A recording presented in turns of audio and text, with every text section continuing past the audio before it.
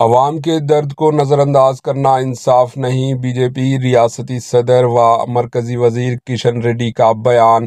Telangana BJP के सदर व मरकजी वजीर किशन रेड्डी ने तनकीद करते हुए कहा कि चीफ मिनिस्टर तेलंगाना रेवंत रेड्डी गरीबों पर अपनी ताकत दिखा रहे हैं। इन्होंने कहा कि हमने चीफ मिनिस्टर रेवंत रेड्डी से दरख्वास्त की थी कि FTL और बफर जोन के नामों पर गरीबों के मकानात की इन्हदामी के सिलसिले को रोका जाए।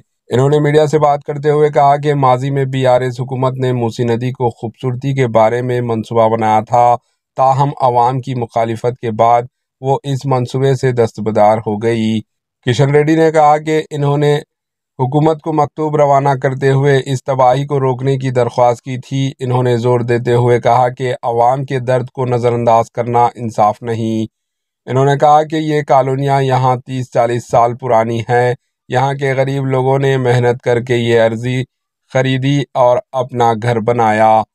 ये अर्जी इन्हें हुकूमत की तरफ से नहीं दी गई थी। आज रेवंत रेड्डी मूसी नदी की खूबसूरती और यहाँ मौजूद घरों को मुनहदिम करने की बातें कर रहे हैं। इससे पहले साबिक़ा वज़ीर आला चंद्रशेखर राव KCR ने भी यही बात की थी। इन्होंने चीफ मिनिस्टर पर जोर दिया कि वो गरीबों के लिए मकानात तामीर करें। इस सिलसिले में मरकज़ी हुकूमत मदद करेगी। तेलंगाना की अवाम ने कांग्रेस को इसलिए वोट नहीं दिया कि वो इनके घर मुनहदिम किए जाएं।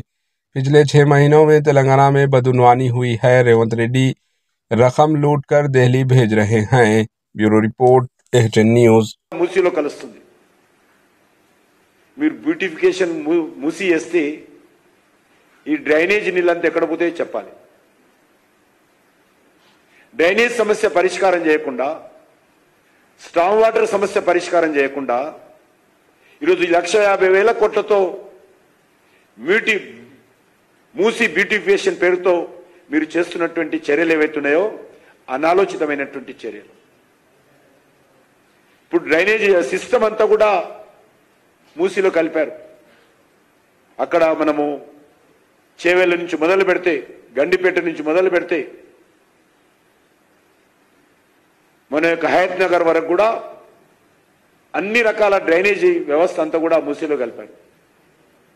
దానికి ప్రత్యామ్నాయం ఏమిటి? ముందు ఈ మూసీకి సంబంధించినటువంటి రివర్లో కలుస్తున్నటువంటి డ్రైనేజీ పైపులంతా కూడా తీసుకుపోవడానికి ఏ రకమైనటువంటి కార్యాచరణ మీ దగ్గర ఉంది? ముందు ఆ పని పరిష్కారం చేయండి. ఇల్లు కూల్చడం తొందర ఎందుకు? పేదవాడి పొట్టగొట్టడం తొందర ఎందుకు? పేదవాడి నిల్వ నీడ లేకుండా దుర్మార్గంగా వివరించడానికి తొందర ఎందుకు? మీ డ్రైనేజ్ వ్యవస్థ ఏం చేస్తారో చెప్పండి. మీరు 1,50,000 కోట్లు అంటున్నారు కదా, కనీసం అందులో ఒక సగం 75,000 కోట్ల రూపాయలు ఖర్చు పెట్టి హైదరాబాద్లో డ్రైనేజ్ వ్యవస్థ మెరుగుపరచండి.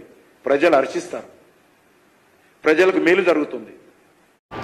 AHN न्यूज़ को लाइक करें, शेयर करें और सब्सक्राइब करना ना भूलें।